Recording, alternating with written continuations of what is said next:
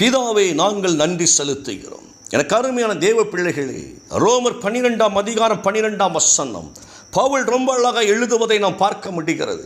நம்பிக்கையிலே நீங்கள் சந்தோஷமாயிருங்கள். எவ்வளவு பெரிய வார்த்தை பாருங்களேன். உபத்திரவத்திலே நீங்கள் பொறுமையாயிருங்கள். இது அதைவிட சூப்பரான வார்த்தைங்க. ஜெபத்திலே உறுதியாய் தரித்திருங்கள். நமக்கு வாழ்வுக்கு சரியான ஒரு வார்த்தை இந்த வார்த்தையாய் இருக்கிறது. எனக்கு அருமையான தேவ பிள்ளைகளே, நீங்கள் எதிர்நோக்கி இருக்கின்ற காரியங்களிலே மகிழ்ச்சி கொள்ளுங்கள். எவ்வளவு பெரிய வார்த்தை. நம்பிக்கையிலே மகிழ்ச்சியாயிருங்கள், நம்பிக்கையிலே சந்தோஷமாயிருங்கள். எந்த காரியத்தை எதிர்நோக்கி இருக்கிறீர்களோ அது நடக்கும் நடக்கும் நடக்கும் நடக்கும் என்று புலம்பாதபடிக்கு சந்தோஷமாயிருங்கள். எப்ப நடக்க போகிறதோ, எப்ப நடக்க போகிறது அப்படின்னு இல்லை, நடக்கும் என்பதிலே சந்தோஷமாயிருங்கள். காரியங்களை கர்த்தர் வாய்க்க பண்ணி இருக்கிறபடினாலே நான் பெற்றுக்கொள்ளுவேன் என்பதிலே சந்தோஷமாயிருங்கள். வார்த்தை ரொம்ப அழகான வார்த்தைங்க. துன்பத்தில் தளராமனதோடு கூட பொறுமையாய் நீங்கள் தரித்திருங்கள். ஜெபத்திலே உறுதியாய் நீங்கள் தரித்திருங்கள். இந்த வார்த்தை தாங்க நம்ம பேச போகிறோம். தேவன் சொன்ன வார்த்தை இது, கர்த்தர் சொன்ன வார்த்தை இது. பவுல் வழியை வெளிப்படுத்தினாலும் தேவனாய் கர்த்தரை பவுல் வழியை வெளிப்படுத்தின ஒரு காரியம். சில நேரங்களில் சாத்தான் தந்திரமாய் சிலரை தூண்டி விடுவான். நம்முடைய சபைகளில் ஏதோக்கோ ஒரு மனுஷன் எழுதுனதானே, அது என்னைக்கோ ஒரு மனுஷன் தானே எழுதுனான். ஆண்டவர் நேரடியாக எழுதலையே. நான் சொல்றேன், கர்த்தர் மனிதர்களை உண்டாக்கினது எதற்கு தெரியுமா? இந்த பூமி மனிதர்கள் வழியாகத்தான் ஆசீர்வதிக்கப்பட வேண்டும் என்று சொல்லி மனிதனை உண்டாக்கினபடியினாலே மனுஷன் வழியாகத்தான் ஒவ்வொரு காரியங்களை செய்கிறவராகவே இருக்கிறார். நம்ம வாழ்க்கையில கர்த்தரே தான் அற்புதம் செய்கிறவர். இப்ப நல்ல கவனிங்களேன். உங்களுக்கு ஒரு அற்புதத்தை கர்த்தர் செய்தால், தேவன் உங்களோடு கூட பேசினால், நீங்க 4 வட்டம் போய் என்ன சொல்லுவீங்க? கர்த்தர் என்னோட பேசினார், எனக்கு கர்த்தரை அற்புதம் செய்தார். இதைத்தான் நம்ம சொல்லுவோம். அதைத்தான் அன்று முதல் இன்றைக்கு வரைக்கும் கர்த்தர் செய்து கொண்டே இருக்கிறார். தமது ஜனத்தை அவர் அழைத்து, ஜனத்தை ஆசீர்வதித்து, ஜனத்தின் வழியாக உலகத்தை ஆளுகை செய்கிறவராய் இருக்கிறவர் நம்முடைய ஆண்டவர். இதில் ஒரே ஒரு வார்த்தை மட்டும் உங்களோடு பகிர்ந்து கொள்ள விரும்புகிறேன். உறுதியாய் நீங்கள் தேவனோடு இணைந்திருங்கள் என்கிற வார்த்தையை நான் உங்களோடு பேசப் போகிறேன். உறுதியாய் கர்த்தரோடு இணைந்திருங்கள். ஜெபத்திலே உறுதியாய் தரித்திருங்கள். விசுவாசத்திலே உறுதியாய் நீங்கள் நில்லுங்கள். தேவனாகிய கர்த்தருடைய வல்லமை உங்களுக்கு இருக்கிறபடியினாலே உறுதியாய். ரொம்ப முக்கியமான ஒரு வார்த்தை இந்த உறுதி. நல்லா கவனிங்க. ஒரு இடத்தை வாங்குகிறோம். அந்த இடத்திற்கு வாங்குகின்ற பொழுது உறுதி பத்திரம் என்று ஒன்று இருக்கிறது. அப்படித்தான் இந்த இடம் எனக்கு உறுதியாய் சொந்தமானது, இது எனக்கு சொந்தமானது. இந்த பத்திரம் எனக்கு இருக்கின்ற பொழுது இந்த பத்திரத்தை யாராலும் என்ன செய்ய முடியாது? மாற்றி அமைக்க முடியாது. ஒரு தகப்பன் தன் பிள்ளைக்கு சொத்துக்களை எழுதி கொடுக்கின்ற பொழுது ஏன் எழுதி கொடுக்கின்றார்? உறுதியாய் என் பிள்ளைக்கு போய் சேர வேண்டும், என் பிள்ளையை தவிர யாரும் இதில் உரிமை கொண்டாட முடியாது என்று சொல்லி அழகாய் அந்த பத்திரத்தில் உயில் எழுதுவதோ, செட்டில்மெண்ட் எழுதுவதோ, பத்திரத்தை பதிவு செய்து கொடுப்பதோ, ஏதோ ஒரு விதத்தில் அந்த பத்திரத்தை தன் பிள்ளைகளுடைய பெயர்களை பதிவு செய்வதை பார்க்க முடிகிறது. ஏனென்றால் இதன் பிள்ளைக்கு சொந்தமானது, வேறு யாராவது எடுத்துக்கொள்ள கூடாது என்பதிலே அவர் அக்கறையோடு கூட அது பிள்ளைக்கு உறுதியாய் முடித்துக் கொடுக்கிறவராய் இருக்கிறார். உறுதியாய். நல்லா கவனித்துக் கொள்ளுங்க. உறுதி என்பது என்ன? அது என்னை விட்டு அசையாது என்பது அர்த்தம். அது எனக்கு மட்டுமே சொந்தம் என்று சொல்லி அர்த்தம். ஜெபம் எனக்கு சொந்தமானதா இருக்கிறது, விசுவாசம் எனக்கு சொந்தமானதா இருக்கிறது, கர்த்தரின் மகிமை எனக்கு சொந்தமானதா இருக்கிறது.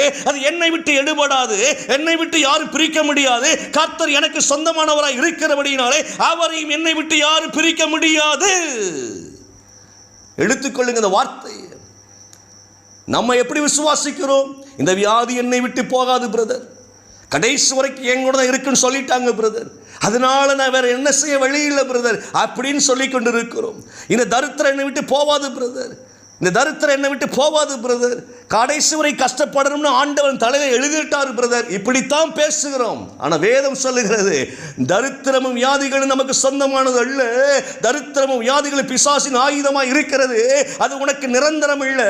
நானே நானே நானே உனக்கு நிரந்தரமாய் உன்னோட கூட இருந்து உனக்கு அற்புதம் செய்கிற தேவன்.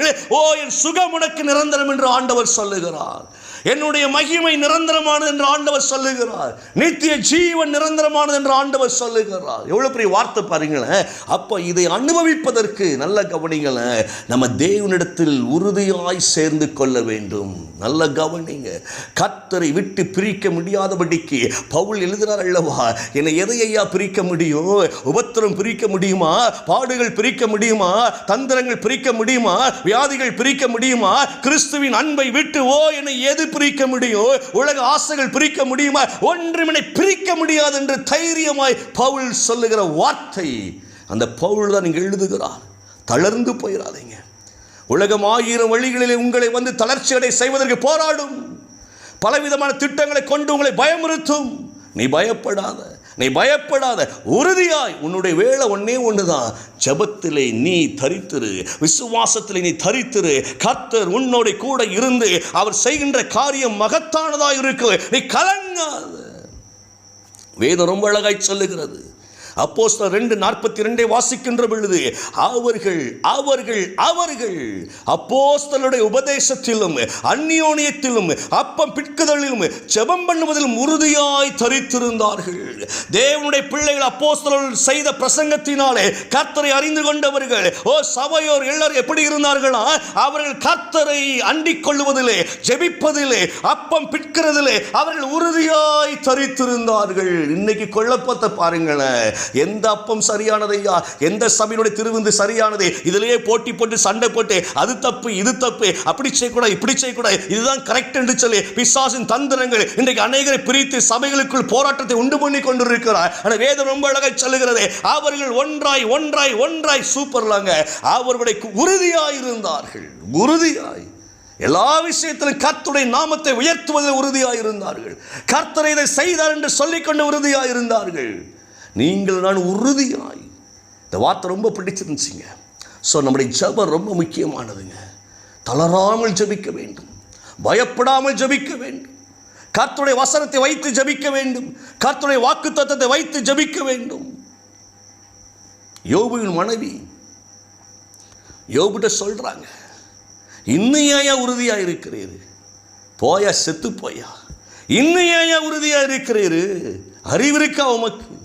அதான் கடவுள் உன்னை தூக்கி வீசிட்டாரு, கடவுள் உன்னை தள்ளி விட்டுட்டாரு, உனக்கு தான் வியாதியை கொடுத்து அசிங்கமாக்கிட்டாரு, உன் பிள்ளைகளெல்லாம் கொண்டு போட்டாரு, எல்லாம் இடிஞ்சு போச்ச வீடெல்லாம், உன் சொத்தெல்லாம் போச்ச, உன் நண்பர்களோடு ஓடி போனாங்களே, உன் பக்கத்தில் யாருமே வர முடியலையே, இன்னுமா நீ உறுதியா இருக்கிற?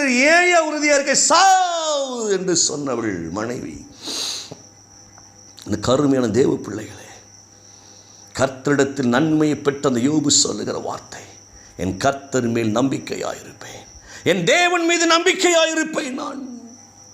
அந்த வார்த்தை நல்லா கவனித்துக் கொள்ளுங்க. மீண்டும் பெற்றுக்கொண்டார், 2 மடங்கு பெற்றுக்கொண்டார். இந்த நம்பிக்கை மாத்திரம் தளர விட்டு விடாதீர்கள். உறுதியாய் தேவனிடத்தில் சேர்ந்து கொள்ளுங்க. யார் என்ன சொன்னாலும் நம்முடைய சேர்க்கை தேவனோடு கூட இருக்க வேண்டும். நம்முடைய சேர்க்கை தேவனோடு கூட இருக்கின்ற பொழுது ஒன்றும் நம்மை சேதப்படுத்த முடியாது. நீங்க கவலைப்படாம தைரியமா ஜெபம் பண்ணுங்க, தைரியமா கர்த்தருடைய வார்த்தையை பேசுங்க.